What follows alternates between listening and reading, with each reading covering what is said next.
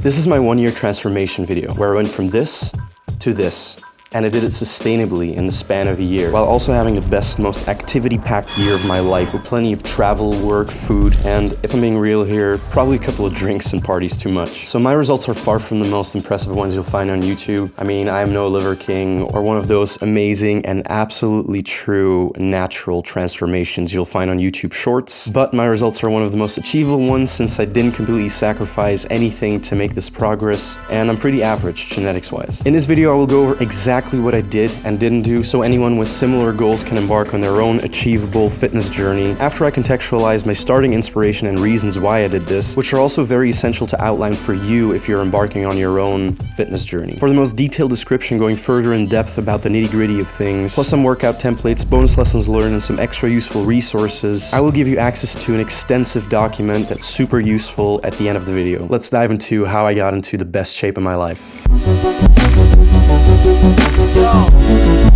First thing is, have a goal and a reason, a good why. I got inspired by two things to come up with a goal. One, my own fluffy post-summer body, having not paid attention to much else other than smashing my face with whatever food and drinks I fancied, as well as giving lackluster effort in the workouts I did do. Two, that Will Smith thing. No, not that Will Smith thing. I mean the one about him getting into the best shape of his life. This is me, y'all. So those things are two external things that inspired me to get into the best shape of my life in the span of a year. The reason why was because being healthier and fitter was always one of the best goals to have, which is enough in and of itself, and I really wanted to find a way to do this with a slow growth kind of principle. Finding the most sustainable food, sports, life, work balance I could ever find so far in the 25 years of me hopping around on this globe of dirt and water in the universe. But there's also a second reason. I've always just had pretty average genetics, even being called fat during my growing up, and later on skinny after I lost honestly too much weight triggered by an appendicitis at age 16. To really illustrate my average genetics, I had my blood work done for general health checkup reasons last year. My testosterone was around 480 nanograms per deciliter, which is kind of like dead center in the middle more or less. So yeah, pretty average indeed. But even taking that into account, the goal and the reason of the challenge are also tied to not being average with your results and showcasing that, even though the hand you were dealt might have just been average and not like Gymshark models or other genetic freaks of nature out there. Now to start off with this, it was key to go back to the basics. When you start, you really need to imprint the following in your brain cells. The key to fitness within your genetic framework consists of two main components: exercise and diet. It's simple. You work out to become stronger, faster, with better mobility, and also understand what nutrition goes into your body and what energy or calories goes out of your body. Now, my exercise level at the start of the past year was variable, ranging between 3 to 4 workouts per week on average, where I mainly went to the gym and had a couple of jogs here and there. My stats on the big lifts were as follows. I could deadlift 140 for 2 reps, I could bench 85 for 5, I could military press 50 for 8, I could squat a measly 80 kg for 8, I could do about 12 to 14 pull-ups. My diet was centered around my total daily energy expenditure. I'll put a link down for a calculator I used, which put my daily caloric intake level at about 24 to 2500 for maintenance levels. But considering the aforementioned f*** it attitude that summer, I frequently went over that limit, which adds up of course. Now we get to the core of the challenge. To give you a clear overview, let's go over my timeline of the past year, covering diet and exercise as they changed intermittently depending on work and other factors. A big and crucial shift happened around the summertime mark, so definitely stick around for that piece of crucial lessons learned if you're a natural athlete. In this video, natural meaning if you're not using PEDs or anything illegal, let's say, to enhance your performance in the gym. This was the official start of fitness journey. I started off with a clean diet challenge where I didn't consume any snacks or alcohol for a whole month, all the while maintaining my workout regime of 3 to 4 workouts per week, doing a push-pull leg split at the gym. I lost about 3 kilos that month, basically just slimming down a bit after being a fat fuck in the summer prior. I overall consumed less calories, but no real change in muscle over that month period. My general lifestyle that month was quite active, also walking quite a bit on trips I did, like one I did to Barcelona, which, yeah, I really love that city now. I've been there 4 times since. Just wanted to throw that in there. It was winter time and I upped the ante a bit in terms of workout frequency. I tracked my workouts using the Strong app, which I really highly recommend by the way, and I clocked in 107 workouts over those 5 months, averaging out at 21 workouts per month. That's not nothing, and I went for quite a bit of volume during those months, still going for a push-pull leg split. I also include some cardio work every week, adding on 10 to 15 minutes about 3 times per week at the end of my workouts.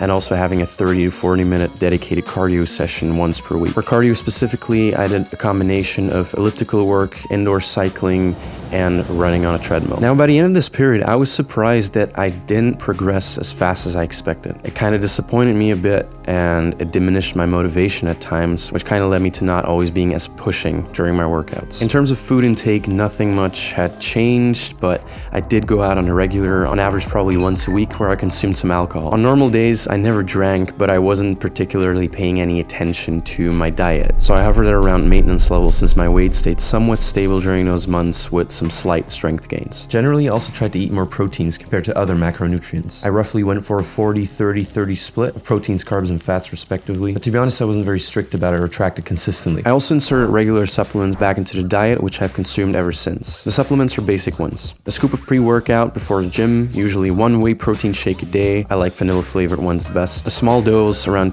2 to 3 grams of creatine monohydrate a day. And apart from that, I also started supplementing every day with some vitamin D and a multivitamin. In April and May, I traveled a lot more, working abroad quite a bit, and basically just having to take care of a lot of stuff. This led me to having a bit less time spent working out. I clocked in 13 workouts in April and 23 in May. Although of those in May, 4 were kind of half-assed, so I can't really count those as full workouts. I did have quite the active lifestyle in this period because I visited Madeira and Barcelona, where I had to be up on my feet a lot, so in that whole period, I clocked in around 10,000 steps on average per day, which really helps tremendously on top of regular workouts. I lost a tad of weight in this period and made some strength gains, but not a huge amount. Then again, it was a good step towards further improving my shape incrementally just through relative consistency.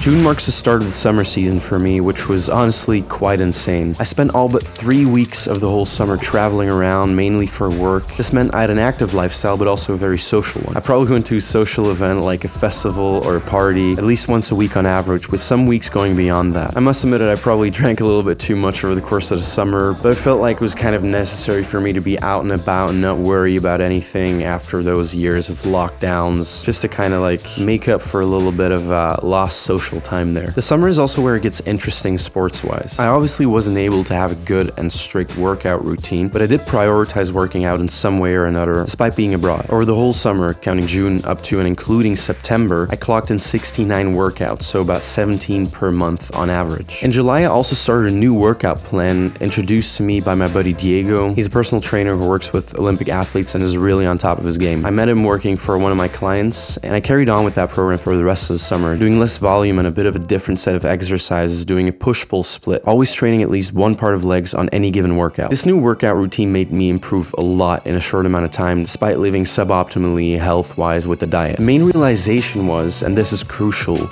that I did too much volume in the months and arguably the years before during all those stretches where I had some consistent workouts clocked in. See, if you're a natural lifter, your body probably can't handle a huge amount of volume 5 to 6 times a week if you want to progress, except maybe with like insane genetics. I realized I was killing my potential gains because I was just like obsessed with pushing harder and harder every single time I went to the gym, trying to increase my PRs and all of that, and just basically increasing my volume on the regular on top of the load of volume that I already did. So once I made that shift to less volume and just like having a decent workout program to follow, I really started to see significant strength gains in a matter of weeks. It was like my body was saying like all of a sudden, finally you're giving yourself a little bit more rest, which is also a crucial component of the exercise part of fitness. The flip side of the medal of exercise, you also have to give your body enough rest in between workouts. If you're doing way too much volume, you're destroying your body to a point where it can't recover fully before the next workout, which in the end is going to cause injury or just kill your gains. Now, since October, I continue with this, push the alcohol consumption down significantly because of less social life in the post-summer time, as well as eat a tad more healthily generally and working out consistently. In October, I clocked in 24 workouts, continuing the push-pull split I started in July. And here we are. Let me show you the results once more. So there we go. Here are the total metrics.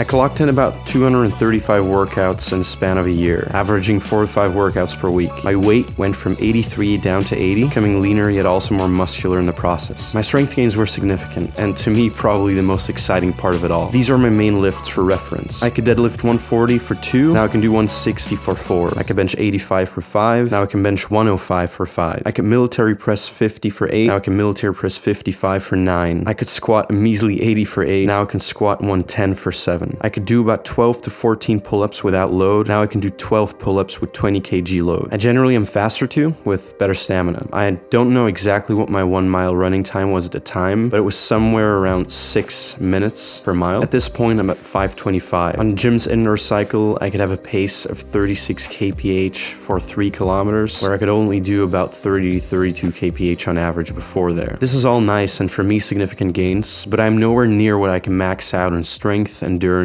and overall athleticism wise. But that's okay.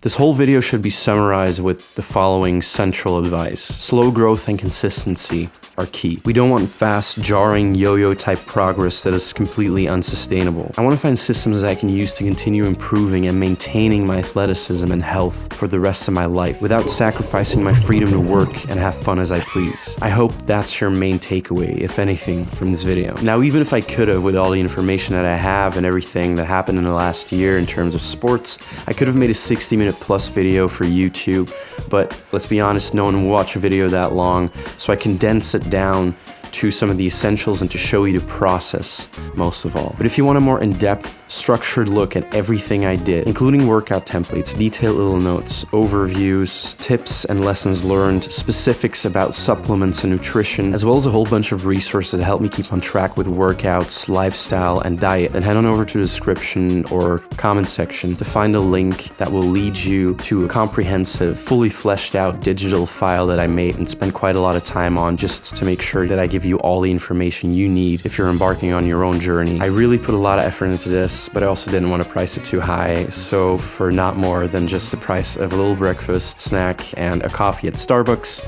you can get this digital file with all this information in it. I promise you, if you're someone who is looking for something structured, it really is going to help you out. So yeah, I would just really appreciate it as a little token of support for the work done here and also for the rest of the channel and future videos. Anyways, thank you for watching. Good luck on your own journey. Stay consistent. I appreciate you, and I hope to see you again in the next video. See ya.